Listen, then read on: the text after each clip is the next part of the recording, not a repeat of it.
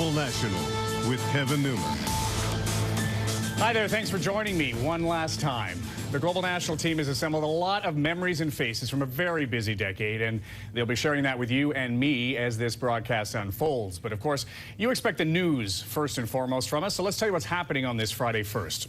The smoke has cleared in much of BC, and the forest fires are continuing, but the air is spreading through much of Canada as air quality alerts continue to spread with it.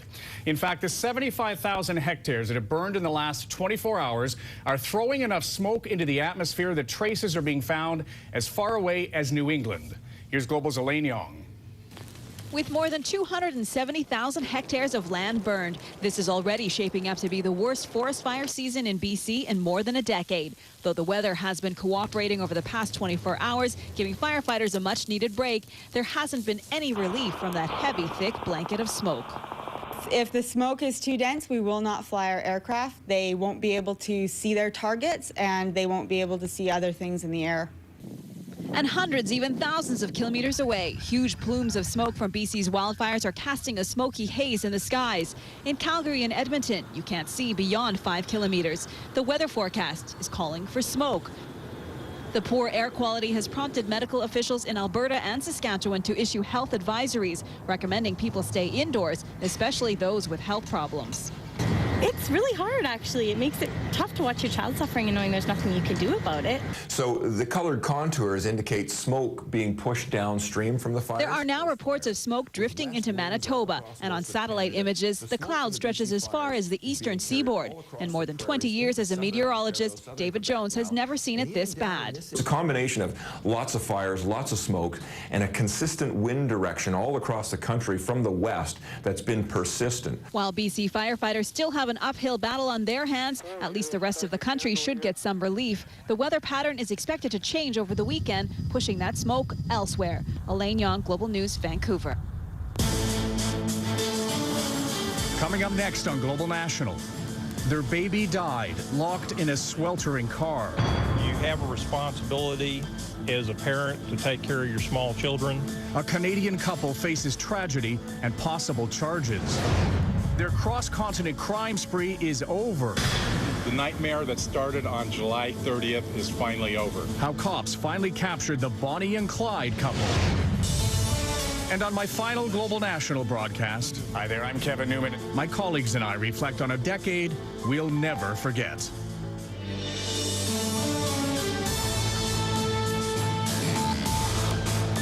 A Toronto family's summer vacation in Texas has ended in the worst way imaginable. Their 2-year-old son is dead after he was left behind in a blistering hot SUV. Here's Global's Jackson Prosco.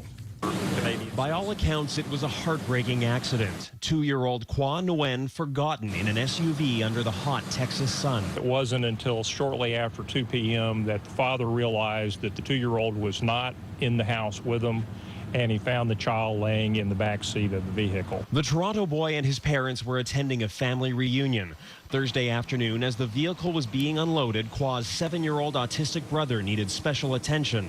Somehow the toddler was overlooked. This was an accident, a tragedy. The temperature outside was 37 degrees Celsius. Inside the SUV, it would have been over 50.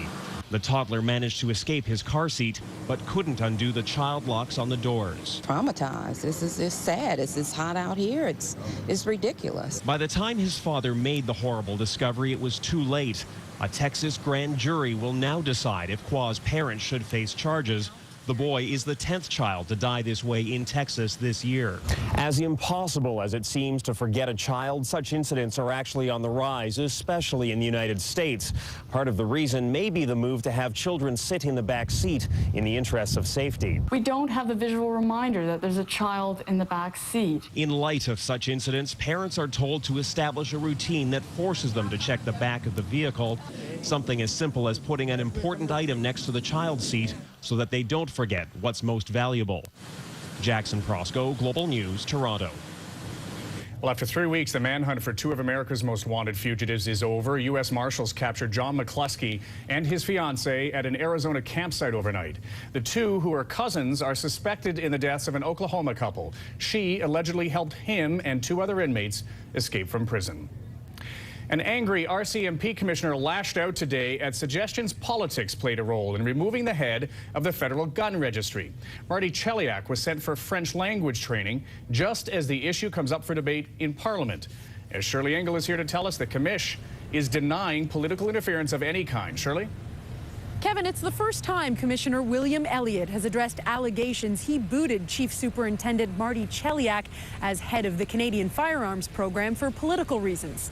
And he is very adamant.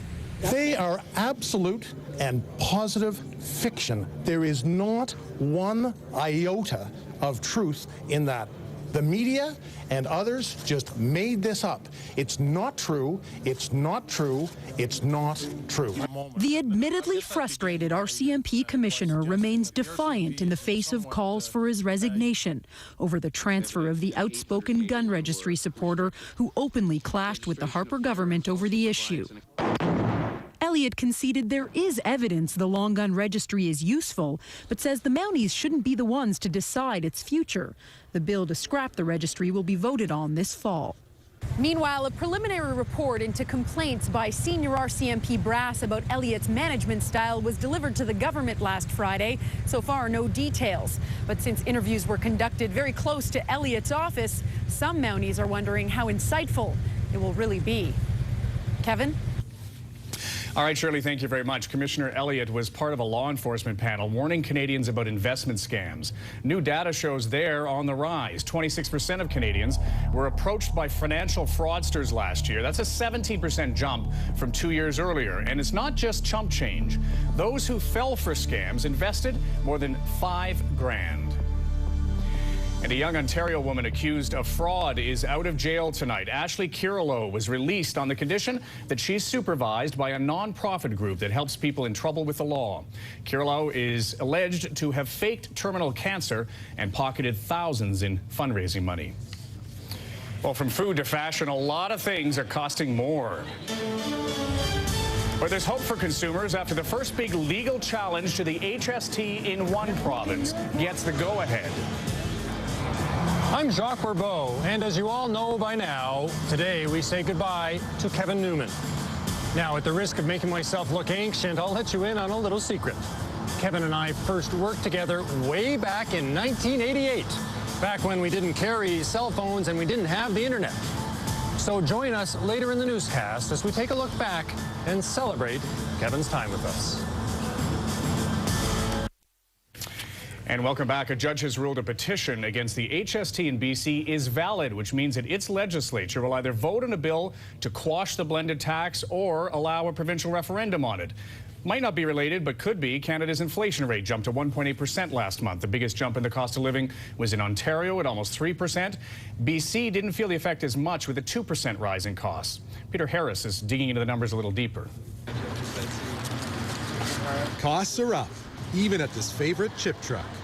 What do you think's pushing the prices up? I don't know. All sorts of things, transportation costs. You're seeing it everywhere. Oh, yeah. Harmonized sales taxes in BC, Ontario, and Nova Scotia are pushing up prices. In Ontario, eating out went up nearly 3%. How much did you pay for that? Today it cost me $10. Pushing this hot dog lunch up 30 cents last month. In BC, this same meal would cost 75 cents more. Only pennies, but it's adding up. So where are Canadians feeling this pinch? Start at home. The cost of keeping those lights on went up 9.8%. But in BC, they really felt this shock with costs jumping almost 37%. Keeping that car in the driveway takes more cash, with pump prices jumping nearly 5% and insurance costs going up even more. Moving his family into a new home means Toby Kiesewalter's bills are piling up. For the first time, I'm embarrassed to say I'm really having to focus on budgeting a little bit. His bottom line includes $200 in HST for movers, who are also feeling the pinch. With smaller moves, though, I have noticed a big drop in small moves and moves for students and seniors. But all of this was supposed to be worse. In fact, this modest bump could delay interest rate hikes this fall. But all in all, it gives us a lot of latitude to sort of proceed on a nice, smooth path back to a more normal state, say, over the next 18 months. Now, of all the indicators they used to track inflation, the only thing that went down was the cost of shoes and clothing. But of course, Kevin, that won't help you very much now that you don't have to wear a suit every day. Kevin? Now I plan to be in bare feet for months. Thanks very much, Peter. Appreciate it. Those inflation numbers had an immediate impact on the loonie, dropping nearly a cent in value. The TSX nudged up slightly. The Dow Jones slipped by 57 points.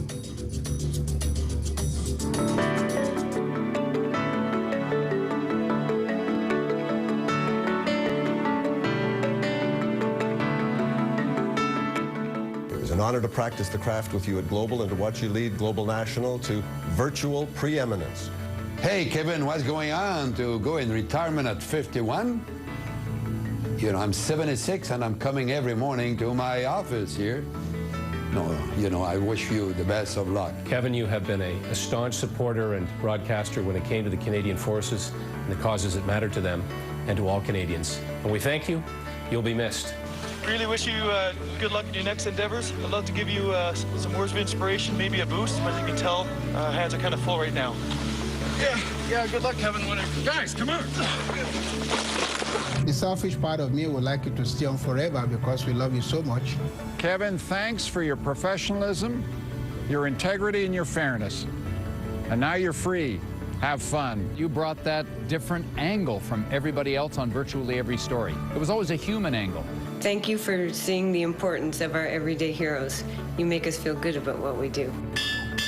Congratulations, Kevin. Good luck, my friend. Oh, my goodness. That's fantastic. Back after this.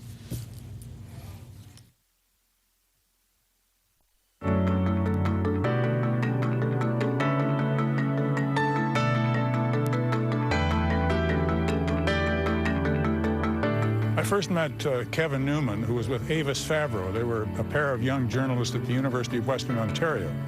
They interviewed me, and they did me in. They really beat me up. And I thought afterwards that, by golly, if either of them, particularly Kevin, wanted a job, I'd be glad to endorse him at Global News. I was impressed by Kevin then, and I've been impressed by him ever since. Kevin, I've always envied you because you've been able to go home earlier in the evening than any other national news anchor. And as you leave the chair for the last time, you can know that your talent and professionalism have elevated the TV news landscape in this country. Good luck, my friend. You've made an outstanding contribution to journalism in this country and television at CTV, at CBC, and, well, for the last decade, for Global, in the grand traditions of the Peter Trumans and the Peter Kents. You will be missed. Stay in touch. Kevin, I remember one time I was in Canada trying to make a connection with you, and I called Global, and I asked for Kevin Newman. And she said, the young woman who answered the phone, "Oh, you can't talk to him. He's such a big star." And I loved that. I have some experience in leaving television news at what we like to think is the top of our game. And I can tell you that the years ahead for you are going to be terrific, as they are proving to be for me. You are on a voyage of discovery, self-discovery and otherwise. And I wish you well. I applaud you for what you're doing. I'm excited to hear what you're doing. And I hope my path will cross the path of that big star sometime soon again. Wow, I have been mentored by some very great people, and you just saw great numbers of them. Well, our very first broadcast, we talked about heading back to school and work after a nice summer. Well, this is the 3,173rd edition of Global National.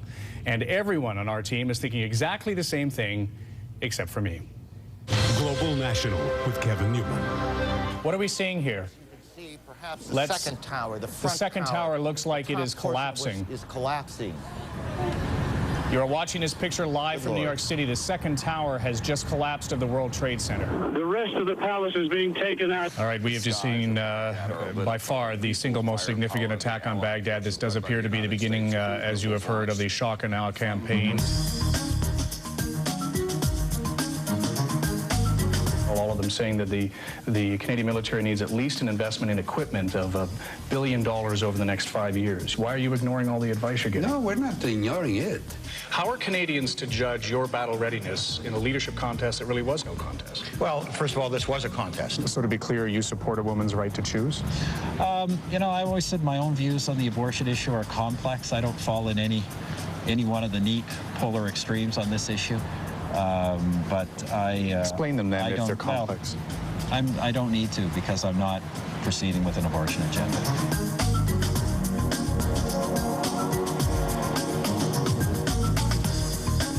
Well, this is kind of the wild west of Afghanistan. The northeastern border of Pakistan is only a couple of kilometers from here. From this point forward and out, Canadian troops are literally living out in the open. There are no tents, no shelter, and certainly no chance of a Thanksgiving meal. So far from home and so disconnected from Thanksgiving, we thought any token of Canada might be appreciated. So we carried with us a few Canadian candies and the thing they really crave, something to read from home. The Canadian edition of Maxim. There he is, eyes right behind us. Right on.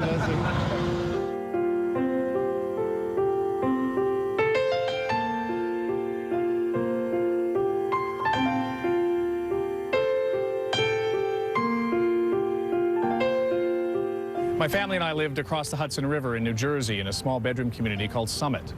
33 people from around that town perished, and there are towns like it everywhere here. Only this one, I know.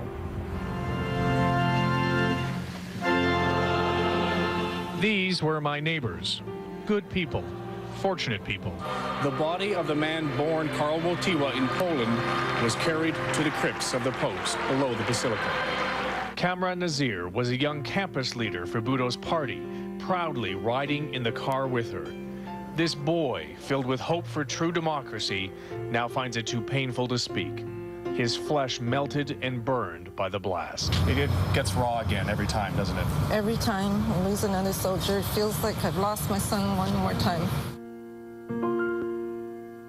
For the first time, a black man has been president, and we are so honored. It's unbelievable. Democrats joining Republicans, Americans of every race and color reveling in a rebirth. Do you feel more connected as an American now? I feel connected. Diversity, togetherness, unity. He smiled that incredible smile that he has, and he is now the President of the United States of America. And let me tell you, the feeling in this city is beyond description. Oh, guess what? I think Team Canada just scored. Team Canada has defeated Team USA to win the gold medal in hockey. Sidney Crosby scoring the winning goal as this city, this country erupts. The kids are sitting on the dirt right now, and with a stick or with their finger, that's where they're doing all their arithmetic. So now they're going to have chairs. You got some chalkboards in here too? He does it all by himself. And as I found out, it's not easy on your own. Thank you. There we go. A place nestled where the coastal mountain range intersects with the Cascade Range of the mountain. Try that again.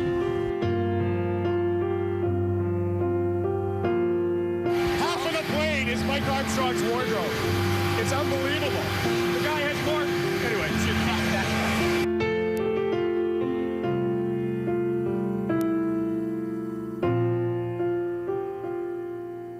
not remind Mom to watch at 5:30, okay? I'm Kevin Newman. Thank you for sharing your time with us.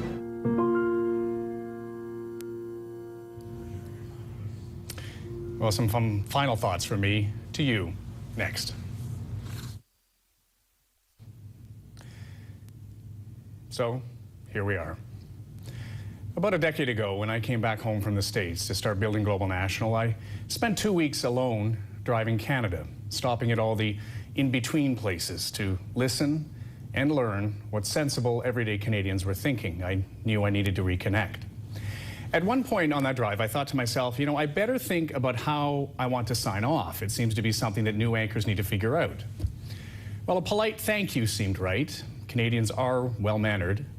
I wanted to share the news with you, not broadcast it at you. And I knew that you were pretty busy at the dinner hour, so sharing your time seemed appropriate. And sharing it with us was important because I wanted you to appreciate that the real strength of our newscast has been our small and incredibly dedicated team of storytellers. And it turns out it's a good thing I took the time then to think things through, because the past 10 years have been so busy. We just reminded you of some of it. 2 wars, suicide attacks, a financial crash, a devastating tsunami, earthquakes, so much misery and destruction.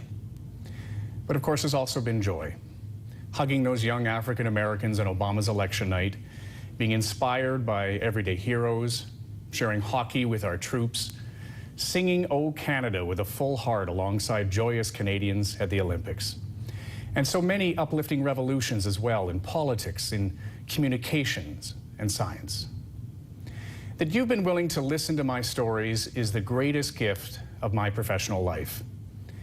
They haven't always been as thorough as I'd like, but I want you to know that I always approach them with empathy, honesty, and a strong sense of what my ethical duty is to you. I have respected your trust and never taken it lightly.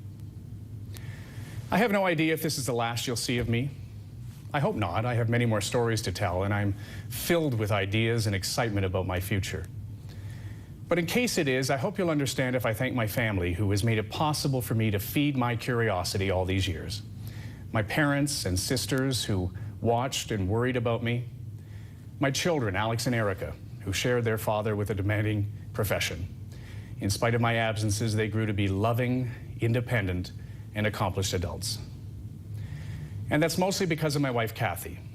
She has shouldered so much family responsibility and time alone, and has been by my side for every career high and low.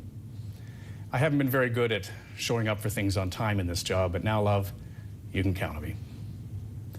Thank you to Global for the opportunity to be part of something new and worthy. Thank you to my brothers and sisters at Global National. I hope we're always friends. But most of all, thank you for sharing your time with me.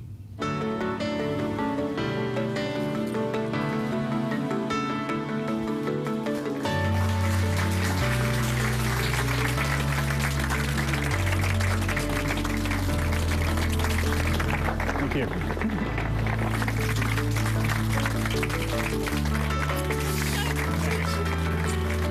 I miss you too.